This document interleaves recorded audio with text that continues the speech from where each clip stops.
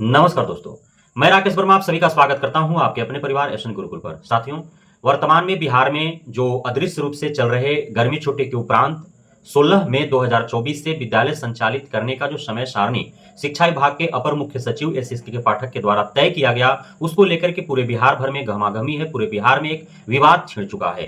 शिक्षक शिक्षिकाएं, छात्र छात्राएं एवं उनके अभिभावकों सहित जितने भी सत्तारूढ़ या फिर विपक्ष के जो नेतृत्वकर्ता हैं, जो न तो मंत्रालय में है न सरकार में है, और वे सिर्फ और सिर्फ अपने क्षेत्र विशेष का प्रतिनिधित्व कर रहे हैं। उनके अंदर एक आक्रोश है कि एस के पाठक जानबूझ करके अत्याचार कर रहे हैं। शिक्षक शिक्षिकाओं को शोषित और प्रताड़ित करने के चक्कर में छात्र छात्राओं की बलिदान ले रहे हैं।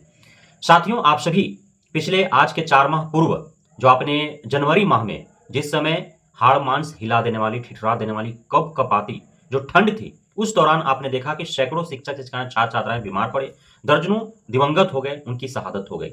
और पुनः भीषण गर्मी में जहां आसमां से आग उगलता हुआ नजर आ रहा है, जहां जमीन दहक रही है, जहां चारों तरफ से भीषण गर्म हवाएं चल रही हैं, और इसके बीच जो कक्षाओं का संचालन हो रहा है, विद्यालयों का संचालन हो रहा है, इसमें जो शिक्षक शिक्षिकाएं, छात्र छात्राएं जो पढ़ने और पढ़ाने का कार्य कर रहे हैं, यह कहीं भी खतरे से खाली नहीं है, पूरे खतरे से भरा हुआ है।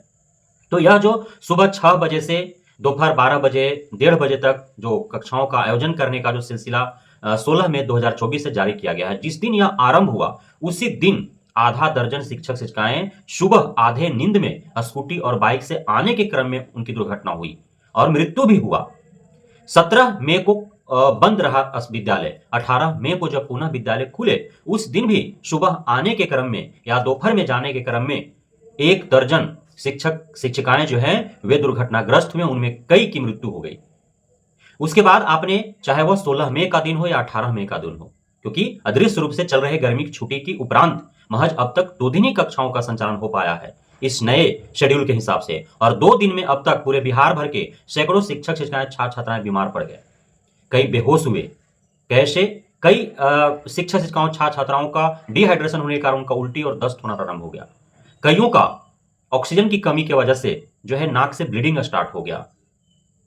कई कहीं बेहोश होकर के गिर पड़े।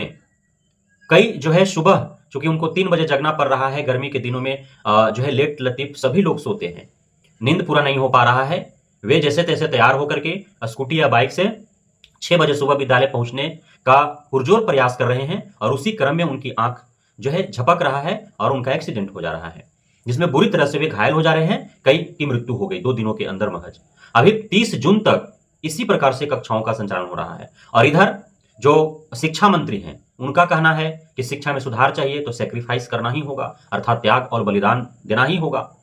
उनका कहना है कि 4 जून के बाद ही हम इस पर विचार कर पाएंगे। उप मुख्यमंत्री, चाहे वो सम्राट चौधरी हो, विजय सिन्हा हो, वे भी कह रहे हैं कि 4 जून के बाद ही हम इस पर विचार करेंगे।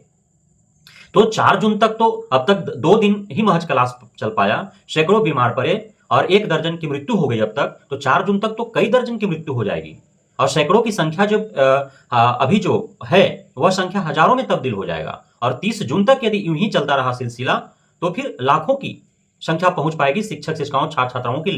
पूरे बिहार भर के लाखों शिक्षक शिक्षिकाएं, छात्र छात्राएं जो है वो बीमार पड़े। अब इस प्रकार जो शहादतें हो रही हैं, जो लगातार दिवंगत हो रहे हैं, चाहे वो 15 अप्रैल से 15 मई के बीच जो गर्मी की छुट्टी अदृश्य रूप से चल रही थी, उसमें कई शिक्षक शिक्षिकाओं की मृत्यु हुई। उसके बाद 16 मई और 18 मई को जो विद्यालय संघ उसमें मृत्यु हुई, कई बीमार पड़े। तो इस प्रकार से अब शिक्षक शिक्षिकाएं, छात्र छात्राओं के अभिभावक तो एस के पाठक से अब मांग करने लगे हैं कि जब शिक्षा मंत्री बोल रहे हैं कि शिक्षा में सुधार के लिए सभी शिक्षक शिक्षिकाओं, छात्र छात्राओं के अभिभावक को जो है सेक्रीफाइस करना होगा, अर्थात त्याग और बलिदान उनको सहने पड़ेंगे, तो एस के पाठक ये तय कर लें कि आखिर कितने शहादतें और चाहिए, कितने छात्र छात्राएं, शिक्षक शिक्षिकाएं दिवंगत होंगे, कितनी की मृत्यु होगी, तब जाकर के बिहार में शिक्षा का सुधार सफल माना जाएगा, शिक्षा के सुधार की क्रांति सफल मानी जाएगी। यह तो मांग करने लगे हैं, क्योंकि एस के पाठक कह दें कि हाँ, इतना उन्होंने प्रण लिया है कि जब तक बिहार के इतने शिक्षक शिक्षिकाओं, छात्र छात्राओं को बलिदान नहीं ले लेते हैं, तब तक जो है वो ऐसा मानेंगे कि उनका सफल ही नहीं हो पाया शिक्षा सुधार क्रांति से। तो वो कह दे, सब आहूत हो जाएंगे एक ही बार में। तो इस प्रकार की मांगे जो है होने लगी है। अब पूरी तरह से एस के पाठक को लेकर के और जन आक्रोश है। अब आप सोशल मीडिया के माध्यम से सुन रहे हैं किस प्रकार से लफ्जों का इस्तेमाल किया जा रहा है एसएसके के पाठक के लिए।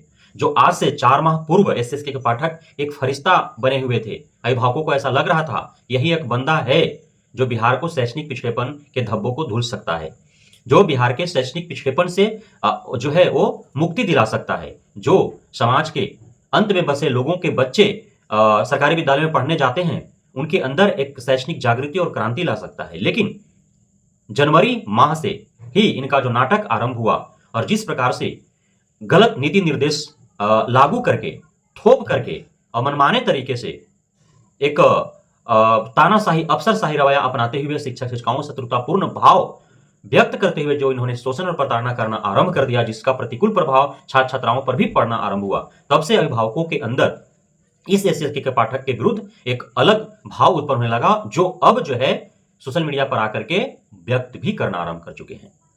तो ऐसे ऐसे अपशब्दों का इस्तेमाल इस एसएसके के पाठक के हो रहा है, जिसका हम शब्दों में बयान नहीं कर सकते इस वीडियो में, क्योंकि गांव देहात के लोग जो है वो अपना गुस्सा, अपना आक्रोश जो है वो अलग ही अंदाज में बयां करते हैं, क्योंकि एसएसके के पाठक उनके हाथ आने वाले नहीं है। इसलिए उन अपशब्दों का इस्तेमाल करके ही एसएसके के पाठक के प्रति अपना आक्रोश व्यक्त कर सकते हैं।